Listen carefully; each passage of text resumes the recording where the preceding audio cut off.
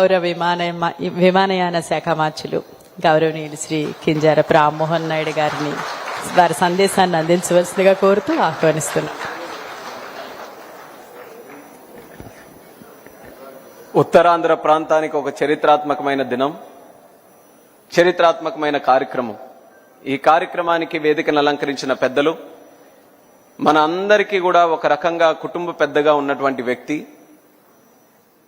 ప్రస్తుతం గోవా గవర్నర్గా ఉంటూ నిరంతరం కూడా సమాజాన్ని, ప్రజలని స్ఫూర్తినిచ్చే విధంగా తన జీవితాన్నే ఒక ఇన్స్పిరేషన్గా నడిచినటువంటి వ్యక్తి, నాకు తండ్రి సమానులైనటువంటి వ్యక్తి పెద్దలు పోసుపాటి అశోక్ గజపతిరాజు గారికి, అలాగే సోదరులు,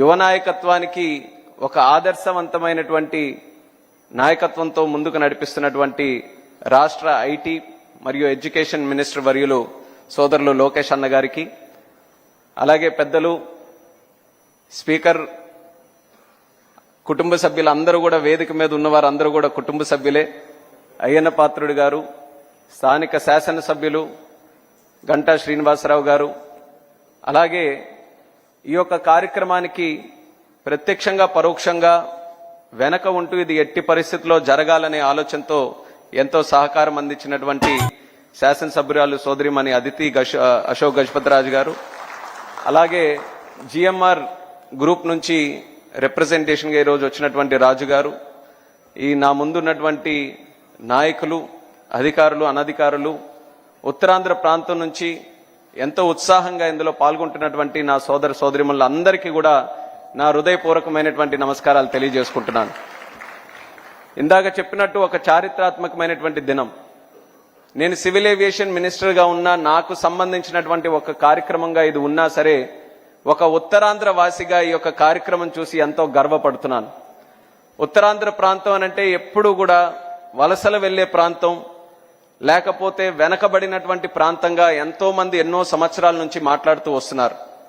కానీ ఈ 18 నెలలు మన రాష్ట్ర ముఖ్యమంత్రి వర్యులు చంద్రబాబు నాయుడు గారు, అలాగే మన ఐటీ శాఖ మంత్రివర్యులు లోకేష్ అన్న గారు, వీళ్ళిద్దరూ కూడా ఈ ఉత్తరాంధ్ర మీద, ముఖ్యంగా విశాఖపట్నం మీద పెట్టినటువంటి దృష్టితో ఇప్పటి వరకు ఉన్నటువంటి ఉత్తరాంధ్ర వేరు, రేపు రాబోతున్నటువంటి ఉత్తరాంధ్ర వేరు అని ఒక జనరేషనల్ షిఫ్ట్ తీసుకొని వచ్చినటువంటి ఘనత ఈరోజు వాళ్ళిద్దరిది అన్నది ప్రత్యేకంగా తెలియజేసుకుంటున్నాను.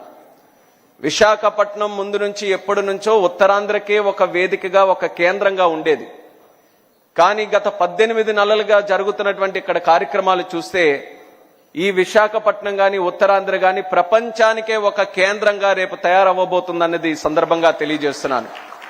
అందులో ఏవియేషన్ తాలూకా పాత్ర కూడా చాలా ప్రాముఖ్యత కలిగినటువంటిది. మీరు ఇప్పుడు చూస్తున్నారు, దేశంలో ఎక్కడికి వెళ్ళినా ఏవియేషన్ గురించి అందరూ మాట్లాడుకుంటున్నారు. ఒక రకంగా ఏవియేషన్ ఈరోజు అందరితో కూడా కనెక్ట్ అయి ఉన్నటువంటి సబ్జెక్టుగా మారింది. అలాంటి ఏవియేషన్ ఈరోజు ఇంత పెద్ద ఎత్తున మన దేశంలో గ్రో అయిందనంటే దానికి కారణం మన ప్రధానమంత్రి వర్యులు నరేంద్ర మోదీ గారు. ఆయన 2014లో ప్రధానమంత్రి అయినప్పుడు ఈరోజు మనకి గోవా గవర్నర్గా ఉన్నటువంటి అశోక్ గజపతిరాజు గారు ఆ రోజు కేంద్ర మంత్రిగా ఉన్నారు.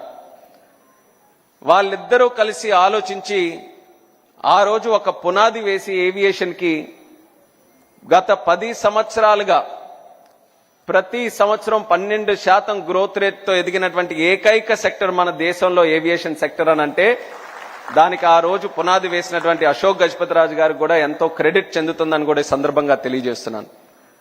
ఇప్పటికీ కూడా మా ఏవియేషన్ శాఖలో ఏదైనా ఒక మంచి కార్యక్రమం గురించి ఈరోజు కూడా చెప్పాలనంటే దాని పేజీలు, చరిత్ర తిరగరాసి చూస్తే అందులో అశోక్ గజపతిరాజు గారి తాలూకా పాత్ర స్పష్టంగా ఈ రోజు వరకు కూడా కనిపిస్తుంది. అంత గొప్ప ఆలోచనలతో ఆ రోజు పునాది వేసినందుకు ఇప్పుడు శ్రీనివాసరావు గారు చెప్పినట్టు ఏవియేషన్ ఏదో ఒక వర్గానికో, ఒక సెక్టర్కో, లేకపోతే ఒక ఎలీట్కో, ఒక లగ్జరీ ఐదులోగా లేకుండా ప్రతి ఒక్కరూ, ఒక సాధారణమైనటువంటి వ్యక్తి కూడా ఈరోజు ఏవియేషన్లో, ఎయిర్ క్రాఫ్ట్లో ప్రయాణించేటటువంటి స్థాయికి మన భారతదేశం ఈరోజు ఎదిగింది. ఇలాగే ఎదగబోతుంది కూడా. ఈరోజు సుమారు మన దేశంలో 800 ఎయిర్ క్రాఫ్ట్లు ఉన్నాయి. మన భారతదేశం ఆర్డర్స్ ఈ రోజు చూసుకుంటే మరొక 1700 ఎయిర్ క్రాఫ్ట్ల ఆర్డర్స్ పెట్టి ఉన్నారు. అంటే ఎంత డిమాండ్ మన దేశంలో ఏవియేషన్ కి సంబంధించి ఉందో ప్రతి ఒక్కరు కూడా గమనించాలి. అలాగే మరొక 20 సంవత్సరాల్లో 800 ఎయిర్ క్రాఫ్ట్లు కాస్త 3000 ఎయిర్ క్రాఫ్ట్ల వరకు కూడా వెళ్ళబోతున్నాయి. ప్రతి ఎయిర్ క్రాఫ్ట్ కి డైరెక్ట్ గానో ఇండైరెక్ట్ గానో ఒక 100 రకాలైనటువంటి ఉద్యోగాలు క్రియేట్ అవుతున్నాయి. ఆ 100 రకాల ఉద్యోగాల్లో అనేక రకాలైనటువంటి స్కిల్ సెట్ ఉంటుంది. అలాంటి స్కిల్ సెట్ కోసం ఈరోజు మనం చూసుకుంటే కొంతమంది బయట దేశాలకు వెళ్లి ఆ స్కిల్స్ నేర్చుకొని ట్రైనింగ్ పొంది లేకపోతే ఆ కోర్సులు నేర్చుకొని మళ్ళీ తిరిగి వచ్చి భారతదేశంలో పనిచేస్తున్నారు. అలాంటి ఆ యొక్క గ్యాప్ ఏదైతే ఉందో అది మన నారా చంద్రబాబు నాయుడు గారు గమనించి ఎందుకు మన దగ్గరే ఆ స్కిల్ సెట్ గానీ ఆ ట్రైనింగ్ గానీ ఆ యూనివర్సిటీలు గానీ మన దగ్గర ఉండకూడదనే ఒక మంచి ఆలోచనతో మన ఉత్తరాంధ్ర ప్రాంతంలో ఈ రోజు ఏవియేషన్, డిఫెన్స్ అలాగే ఏరోస్పేస్ కి సంబంధించి ఎడ్యూసిటీ ఆ ఆలోచన చంద్రబాబు నాయుడు గారు మొట్టమొదటగా ఆలోచించి అది ముందుకు పెట్టడం జరిగింది. నేను కూడా మినిస్టర్ అయిన తర్వాత చాలా ఉత్సాహంగా మన ప్రాంతానికి మన రాష్ట్రానికి ఏదో ఒకటి చేయాలన్న ఆలోచనతో మొత్తం స్టడీ చేసినప్పుడు ఇది ఎప్పుడైతే అబ్జర్వ్ చేశానో వెంటనే చంద్రబాబు నాయుడు గారి దగ్గరికి వెళ్ళి చెప్దాం, ఈ యొక్క యూనివర్సిటీ పెడితే మన బాగుంటుంది. దేశంలో కూడా ఒకే యూనివర్సిటీ, అది కూడా ఉత్తరప్రదేశ్లో ఉంది. మన దక్షిణ భారతదేశంలో ఎక్కడా కూడా లేదు. ఇది కానీ మనం ఈరోజు పొటెన్షియల్ ట్యాప్ చేసుకుంటే భవిష్యత్తులో ఇంకా ఎన్నో కార్యక్రమాలు చేయొచ్చని చాలా ఆసక్తితో ఆయన దగ్గరికి వెళ్ళి రివ్యూ మీటింగ్ లో కూర్చున్న తర్వాత ఇంకా రివ్యూ మీటింగ్ మొదలే కాలేదు, నేను ఏ మాట మాట్లాడలేదు. ఆయనే ముందుగా మొత్తం అంతా సినాప్సిస్ ఇచ్చి మన ఆంధ్రప్రదేశ్ రాష్ట్రంలో ఏవియేషన్ సెక్టర్ మరింత అభివృద్ధి చెందాలి, దానికి సంబంధించి విశాఖపట్నంలో ఎట్టి పరిస్థితుల్లో మన ఏవియేషన్ యూనివర్సిటీ మొదలు పెట్టాలని నేను చెప్పే లోపలే ఆయన నాకు చెప్పడం జరిగింది. అంటే చంద్రబాబు నాయుడు గారి తాలూకా ఆలోచనలు ఏ రకంగా పనిచేస్తాయనడానికి అదొక ప్రత్యేకమైనటువంటి ఉదాహరణ. అగ్రికల్చర్ కానీ, సోషల్ వెల్ఫేర్ కానీ, లేకపోతే ఇన్ఫ్రాస్ట్రక్చర్ డెవలప్మెంట్ కానీ, ఇవన్నీ కూడా తరచూ వచ్చేటటువంటి సబ్జెక్ట్స్. అందులో ముందంజలో ఉండడం అనేది సర్వసాధారణం. ఏవియేషన్ అనేది ఒక ఫ్యూచరిస్టిక్ సబ్జెక్ట్. అది ఏవియేషన్ లో అప్ టు డేట్ గా ఉండాలి. ఏవియేషన్ లో 20 years లో 30 years లో 40 years లో ఏం జరుగుతుందనడానికి చాలా లోతుగా ఈ సబ్జెక్ట్ చదివితే గానీ అవన్నీ కూడా తెలియవు. కానీ చంద్రబాబు నాయుడు గారి తాలూకా ఆలోచనలు మాత్రం ఎలాంటి సబ్జెక్ట్ అయినా ఎంత లోతులో ఉండాలన్నా ఆయన తాలూకా విజన్ ఎలా పనిచేస్తుందనంటే ఏ సబ్జెక్ట్ లో 30 సంవత్సరాలు 40 సంవత్సరాలు దేశం ఏం ఆలోచిస్తుంది, ప్రపంచం ఏం ఆలోచిస్తుంది, దానికి తగ్గట్టుగా మనం ఏం ఆలోచించాలన్నది అది ఆలోచించే శక్తి కలిగిన ఏకైక నాయకుడు మన నారా చంద్రబాబు నాయుడు గారని తెలియజేసుకుంటున్నాను. అలాంటి ఆలోచన ద్వారా పుట్టినటువంటి ఎడ్యూసిటీకి మన ఉత్తరాంధ్ర కేంద్రంగా పెట్టుకున్నాం. భోగాపురం ఎయిర్పోర్ట్ నిర్మిస్తున్నాం, చాలా అందంగా వస్తుంది. అతి త్వరలోనే దాన్ని ప్రారంభోత్సవం కూడా చేసుకోబోతున్నాం. మరొక నెల రోజుల్లో వ్యాలిడేషన్ ఫ్లైట్ కూడా అక్కడ స్టార్ట్ చేయబోతున్నాం. దానితో పాటు జూన్ మాసానికి పెట్టుకున్నాం. కానీ నేను మళ్ళీ చెప్పాను, వీలైతే ఇంకో నెల ముందే ఆ ఎయిర్పోర్ట్ ను కూడా ప్రారంభించాలని రాజుగారు కూడా ఈ సందర్భంగా మరొకసారి గుర్తు చేస్తున్నాను. అలాగే దానితో పాటు ఒక ఎడ్యుకేషన్ కి సంబంధించి ఒక యూనివర్సిటీ ఏర్పాటు చేయాలని ముందు మనకున్న ఆలోచన. కానీ ఆలోచనలో అందరూ కూడా సమిష్టిగా దాని మీద మంతనం చేసిన తర్వాత ముఖ్యంగా లోకేష్ అన్న గారు దాంట్లో ఇన్వాల్వ్ అయ్యి యూనివర్సిటీ అనంటే కేవలం ఒక సెట్ ఆఫ్ స్కిల్సే మనం చేయగలమేమో, ఈ యొక్క యూనివర్సిటీ కేవలం మన ఉత్తరాంధ్రకు భారతదేశానికో సంబంధించినటువంటి కేంద్రంగా ఉండకూడదు, ప్రపంచంలో ఉన్న యూనివర్సిటీలకు అన్నిటికీ ద బెస్ట్ గా ఇక్కడ తయారు చేయాలని ఎప్పుడైతే ఆ ఆలోచన లోకేష్ అన్న గారు జోడించారో యూనివర్సిటీని కాస్త ఎడ్యూసిటీగా మార్చాం. ఎడ్యూసిటీ తాలూకా ప్రత్యేకత ఏంటంటే అందులో ఎన్ని యూనివర్సిటీలైనా మనకు పెట్టేటటువంటి సామర్థ్యం మనం కల్పించబోతున్నాం. ఏ దేశంలో ఉన్నటువంటి బెస్ట్ యూనివర్సిటీ అయినా, ఇది ఆయన కూడా చెప్తారు, ఆ టాస్క్ మళ్ళీ నాకే అప్పచెప్తారు, ముందే నేను చెప్తున్నాను.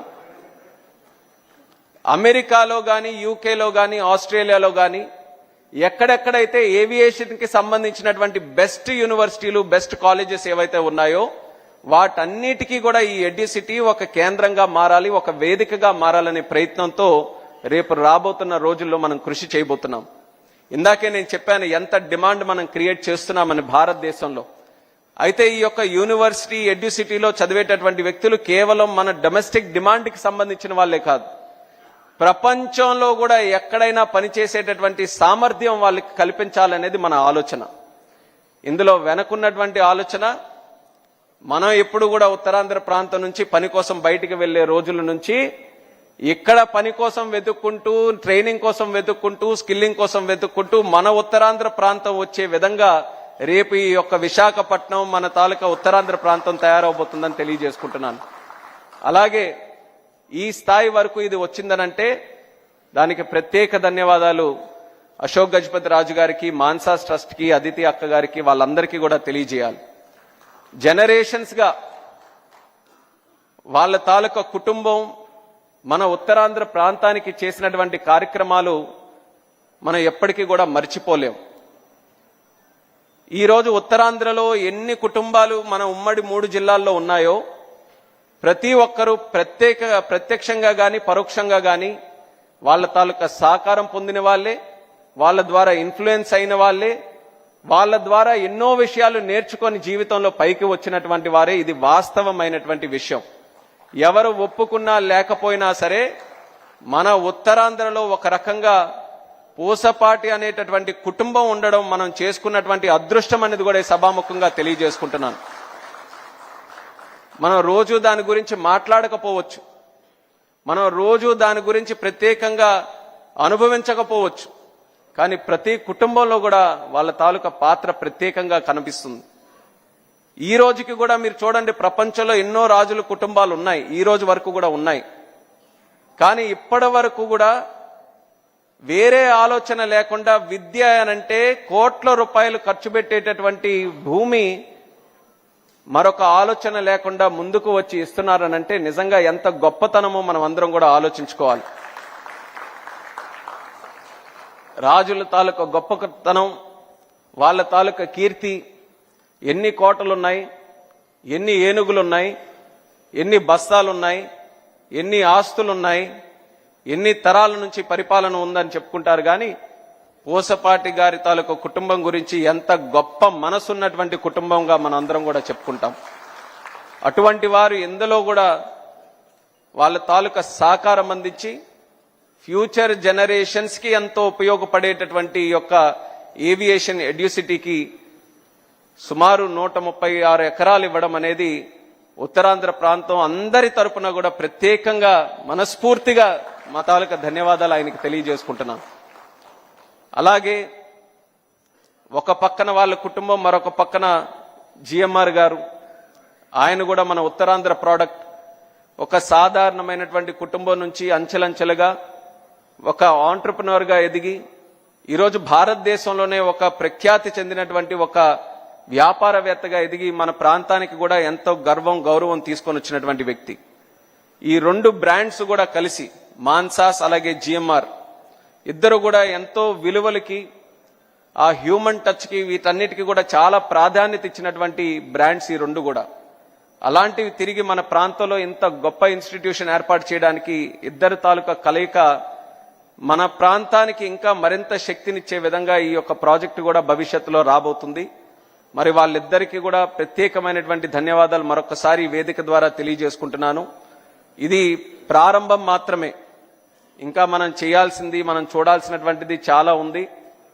అంచెలంచెలుగా రాజుగారికి కానీ మాకు కూడా ఒక రకంగా ఇదేంటంటే అన్నొచ్చింది మాట్లాడిన తర్వాత మాకు టైం లైన్ ఏమిస్తాడనేది మేము ఇద్దరం కూడా ఆలోచించుకుంటున్నాం. 6 నెలల 1 సంవత్సరం అయ్యేదనేది, కానీ అన్న ఏ టైం లైన్ ఇచ్చినా ఛాలెంజ్ గా తీసుకొని చేస్తామని కూడా నా తరపున ఈ సందర్భంగా తెలియజేసుకుంటున్నాను. ఇందులో మన ప్రాంతానికి ఖచ్చితంగా ఈ యొక్క హబ్ రావాల్సినటువంటి అవసరం కూడా మనకెంతో ఉంది. దేశం, ప్రపంచంలో ఏవియేషన్ తాలూకా సబ్జెక్ట్ మీద రేపు రాబోతున్నటువంటి టెక్నాలజీస్, ఎన్నో రీసెర్చ్, ఎంతో ఇన్నోవేషన్ కూడా ఇందులో జరుగుతుంది. ఆ సబ్జెక్ట్ మీద మనకి స్కిల్ సెట్ కావాలి. మనం ఇన్ఫ్రాస్ట్రక్చర్ గ్రో చేస్తున్నాం. లాస్ట్ 10 years లో 74 నుంచి సుమారు 164 ఎయిర్పోర్ట్స్ మనం దేశంలో క్రియేట్ చేసుకున్నాం. మరొక 200 ఎయిర్పోర్ట్స్ నెక్స్ట్ 20-25 years లో క్రియేట్ చేయాలన్న ఆలోచనతో ఉన్నాం. ఉన్న ఎయిర్పోర్ట్ని మనం ఎక్స్పాండ్ చేస్తున్నాం. ఎయిర్ క్రాఫ్ట్ ఫ్లీట్ ని మనం పెంచుతున్నాం. ఏవియేషన్ కి సంబంధించినటువంటి అనేక వెక్టర్స్ లో మనం అన్ని గ్రోత్ ఈ రోజు ఇచ్చేస్తున్నాం. ఇంత ఇన్ఫ్రాస్ట్రక్చర్ క్రియేట్ చేసిన తర్వాత అవసరమైనటువంటిది ఏంటంటే స్కిల్ ఉన్నటువంటి జనాభా కావాలి, అందులో పనిచేసే వ్యక్తులు కావాలి. అది జరగాలనంటే అంత కెపాసిటీతో మనం ట్రైనింగ్ చేయించుకోవాలి. ఈరోజు మినిస్టర్గా వాస్తవంగా చెప్తున్నాను, ట్రైనింగ్ కెపాసిటీ ఇంకా మెరుగుపడాల్సినటువంటి అవసరం మన దేశంలో ఉంది. ఈరోజు ఆంధ్రప్రదేశ్ రాష్ట్రం అది లీడ్ తీసుకొని ఈ యొక్క కేంద్రం పెట్టడం వల్ల ఈ రోజు ఉన్నటువంటి డిమాండే కాకుండా రేపు రాబోతున్నటువంటి డిమాండ్కి కూడా అడ్రస్ చేయడానికి ఇది చాలా చక్కగా ఉపయోగపడుతుందని నేను కూడా నమ్ముతున్నాను. అందరం కూడా కలిసికట్టుగా ఇది ప్రపంచంలోనే ఒక ఉన్నతమైనటువంటి ఒక ఏవియేషన్కి సంబంధించిన ఎడ్యూసిటీగా తయారు చేయడానికి మేమందరం కూడా దీనికి సంబంధించి కృషి చేస్తామని తెలియజేసుకుంటూ, ఈరోజు పార్లమెంట్ ఉన్నా సరే ఇది ఒక గొప్ప కార్యక్రమం. ఇది ఎట్టి పరిస్థితుల్లో దీన్ని అటెండ్ అవ్వాలని కొంత సమయం తీసుకొని ఈరోజు ఇక్కడికి వచ్చి ఇది అటెండ్ అవుతున్నాను. ఇది అయిన వెంటనే మళ్ళీ పార్లమెంట్కి కూడా వెళ్ళి అటెండ్ అవ్వాలి. కానీ ఇది ఎప్పటికైనా సరే ఒక ఉత్తరాంధ్రలో ఒక ప్రముఖమైనటువంటి ఆర్గనైజేషన్గా, ఒక సంస్థగా ఖచ్చితంగా ఇది ఉండిపోతుంది. ఆ నమ్మకంతో అందరూ కూడా దీనికి సంబంధించి ఏ అవకాశం ఉన్నా అందరూ కూడా అసోసియేట్ అయి మీ తాలూకా ఆశీస్సులు, మీ తాలూకా సహకారం ఎల్లప్పుడూ కూడా ఈ ఎడ్యుసిటీకి అందించాలని మరొకసారి ఈ సందర్భంగా కోరుకుంటూ, అందరూ కూడా ఇందులో విచ్చేసి పాల్గొన్నందుకు ప్రత్యేక ధన్యవాదాలు తెలియజేస్తూ మీ అందరి దగ్గర సెలవు తీసుకుంటున్నాను. Thank you.